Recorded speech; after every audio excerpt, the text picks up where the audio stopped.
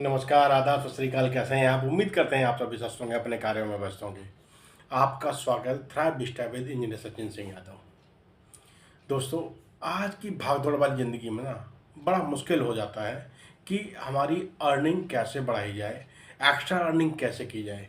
इसी को ध्यान में रखते हुए ना एक छोटा सा ना तरीका आपके लिए लेके आए हैं, जहाँ पर आप चीज़ों को समझ के, चीज़ों को जान के सही तरीके से अगर इन्वेस्ट करते हैं ना, तो आपका जो अर्निंग का जो ग्राफ है ना वो बढ़ेगा।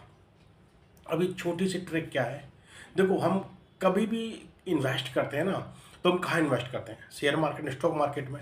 अब स्टॉक मार्केट में स्टॉक कैसे चुने ना, इस चीज़ का ना बड़ा मतलब ये जटिल समस्या का विषय बन जाता है। अब ये क्रिटिकल सब्जेक्ट है, अब इसको समझना भी ज़रूरी है। एक एग्जांपल समझते हैं। एक बैंकिंग सेक्टर है जहाँ पर एक्सिस बैंक का जो प्राइस है वो प्राइस है 11,096, वो 1196, 1196 रुपये का स्टॉक प्राइस है।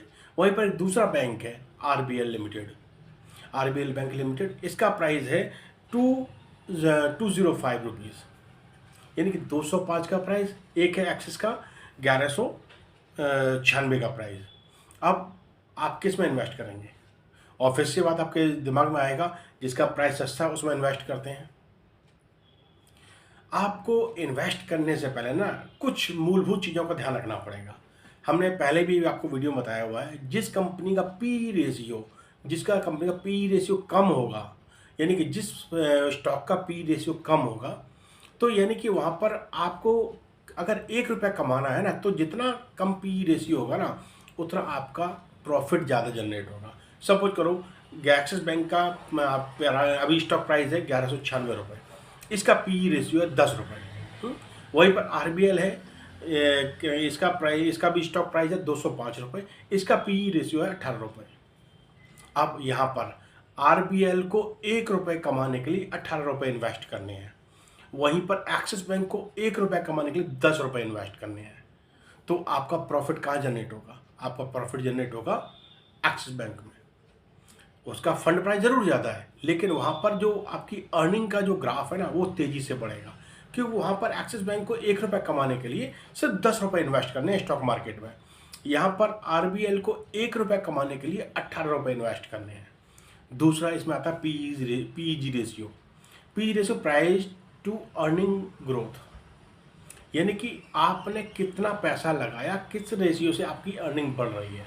यहाँ पर जिसकी प्राइस टू अर्निंग ग्रोथ का जिसका रेशियो कम होगा वो ग्रोथ ज़्यादा करेगा। एक्सिस बैंक का पी रेशियो है 10 और पीजी रेशियो है 0.09।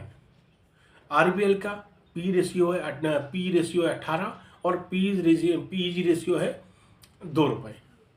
तो यहाँ पर उसको 1 रुपया कमाने के लिए मार्केट में 18 रुपये इन्वेस्ट करने हैं, उसका खर्चा कितना आएगा? 2 रुपये। और यहीं पर एक्सिस बैंक को 1 रुपया कमाने के लिए इन्वेस्ट करना है 10 रुपये, यहाँ पे खर्चा आएगा 0.09। तो ग्रोथ कहाँ पर है? ग्रोथ है एक्सिस बैंक के स्टॉक में। कभी भी आप स्टॉक में इन्वेस्ट करते हैं ना, तो वहाँ पर आप चेक कर लीजिए उसका पी रेशियो कम से कम हो और पीजी रेशियो भी कम हो। अगर ये चीज़ देख के करेंगे तो आपको स्टॉक को चुनने में बड़ी आसानी होगी। जिसका पी रेशियो कम होगा वहाँ पे आपकी मार्केट में अमाउंट ज़्यादा इन्वेस्ट होगी, आपका प्रॉफिट बढ़ने के चांसेस रहेंगे। स्टॉक चुनते हुए ध्यान रखना, ये बहुत छोटी मोटी चीज़ें हैं जो आपको अगर सीख जाएंगे ना, तो आपको इन्वेस्ट करने करके अर्निंग करने में आसानी हो जाएगी। अब बात आती है स्टॉक को किस समय चुना जाए। देखो, आपने मार्केट में कैंडल स्टैटिक पैटर्न तो आपने देखा हुआ है, कैंडल बनती हैं और उसके हिसाब से मार्केट मूव करती है। यानी मार्केट कभी भी सीधे नहीं जाती, market up down up down up down करके जाती है। अब यहाँ पर हम किस समय बाय करें स्टॉक को और किस समय सेल करें।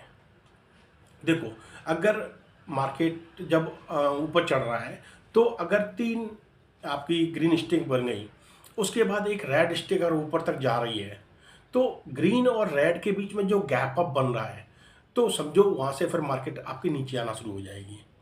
वहाँ पर आपको सेल करना है, वहाँ पर आपको सेल करना है और नीचे जैसी मार्केट आके जैसी अप चढ़ती वहाँ पे आपको बाय कर देना है, यानी कि वहाँ से आपने एग्जिट कर जाना है। दूसरा पैटर्न, जब मार्केट डाउन जा रही हो, जब ग्रीन रेड स्टिक डाउन जा रही हो, वहाँ से अचानक एक ग्रीन स्टिक बने, तो उसके बीच में जो गैप अप क्रिएट होता है ना, वहाँ पे आप बाय करो। और उसका जो पीक चढ़ता है, वहाँ से जैसे ही रेड क्रम है, वहाँ से ग्रीन क्रम है, ऊपर जैसे ही चढ़ना शुरू हुआ ग्रीन स्टिक के साथ में, ऊपर जाके जैसे ही वहाँ पर रेड स्टिक बनती है और गैप अप क्रिएट होता है, तो समझो वहाँ पे आप सेल कर दो। तो ये गैप अप का जो पैटर्न है, इसको अगर आपने समझ लिया, मार्केट किस समय चढ़ रही है, गैप अप क्रिएट हुआ, वहाँ से फिर डाउन मार्केट शुरू हुई, तो ऊपर जा रही है सेल करो, नीचे जा रही है बाय करो। अगर ये करके आप स्विंग ट्रेडिंग करते हैं ना, तो आपका अर्निंग का आना शुरू हो जाता है। इसमें लॉस भी ज़्यादा होता है, लेकिन चीज़ें अगर ध्यान से समझ के करोगे ना, तो आपको चीज़ें समझ आएंगी। और ये गैप अप ज़्यादातर कब क्रिएट होते हैं? ये ज़्यादातर गैप अप क्रिएट होते हैं 9:30 से लेकर 9:45 के बीच में। इस समय देखो 9:15 में मार्केट ओपन हुई, उस समय आपको पता नहीं मार्केट किधर जाएगी। उस समय मार्केट अप जा रही है और डाउन जा भी सकती, कभी भी जाती है, यानी 15 मिनट में मार्केट स्टेबल होती है। उस समय सिर्फ मार्केट को वॉच करो। उसके बाद कैंडलस्टिक को वॉच करो। कैंडलस्टिक जहाँ पर गैप बनाए, चाहे अप में बनाए चाहे लो में बनाए, जहाँ पे बनाए वहाँ से आप अपना सेल और बाई का ऑप्शन चुन के आप अर्निंग कर सकते हैं। और ये स्विंग ट्रेडिंग आप करेंगे तो आपको छोटे से पीरियड में आपका प्रॉफिट निकलेगा। यहाँ पर लालच नहीं करना है। यहाँ पर अगर आपने 1000 रुपये लगाए, अगर आपको वहाँ पे 100 रुपये 200 रुपये निकलने, आप इमीडिएट बाहर आ जाओ, यानी 10 से 15-20% का प्रॉफिट लेके बाहर आ जाओ। लालच करोगे तो आप उस जाल में फंस जाओगे। ये मक्कड़ जाल है। यहाँ पर जिसने लालच किया उसी का पैसा डूबता है। तो ये छोटी छोटी चीज़ें हैं, इन चीज़ को सीखो और अपने लिए एक अर्निंग का रास्ता बढ़ाते चले जाओ। तरीके अच्छे हैं, बस आपको सीखना समझना है। सीख के समझ लिया आपने तो आपको इजी अर्निंग का एक रास्ता मिल जाएगा। यहाँ पर बड़ा सोच समझ के इन्वेस्ट करना होता है, क्योंकि ये इस मार्केट में मोस्टली 95% लोगों का पैसा जाता है। 5% मैक्सिमम 10% लोग अर्निंग करते हैं। वो बड़े बड़े वेल्स होते हैं, बड़े बड़े बिजनेसमैन होते हैं, जो लाखों करोड़ों में यहाँ पर ट्रेडिंग कर रहे होते हैं। उनको तो फ़ायदा होना ही होना है, क्योंकि वही मार्केट को रूल करा रहे होते हैं। छोटे छोटे इन्वेस्टर हैं जो 2000, 10,000, 5,000, 50,000, 1,00,000 तक का जो इन्वेस्ट करते हैं, वो छोटे छोटे वायर सेलर्स होते हैं।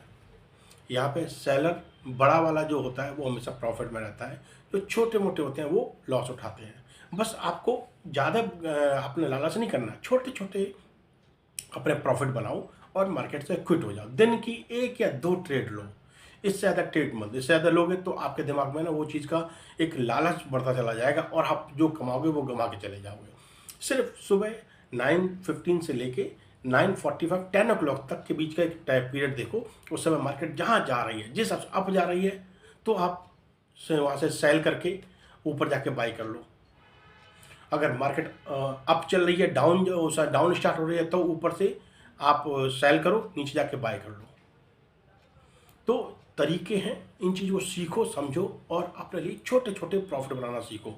आपको जब ये चीज़ें समझना शुरू हो जाएंगे तो आप आपको प्रॉफिट बनाना शुरू कर देंगे। कभी भी आप अपने रिस्क फैक्टर को हमेशा ध्यान में रखना। कभी भी विदाउट रिस्क फैक्टर को समझे मार्केट में एंटर मत करना। पहले चीज़ सीखना, उसके बाद करना।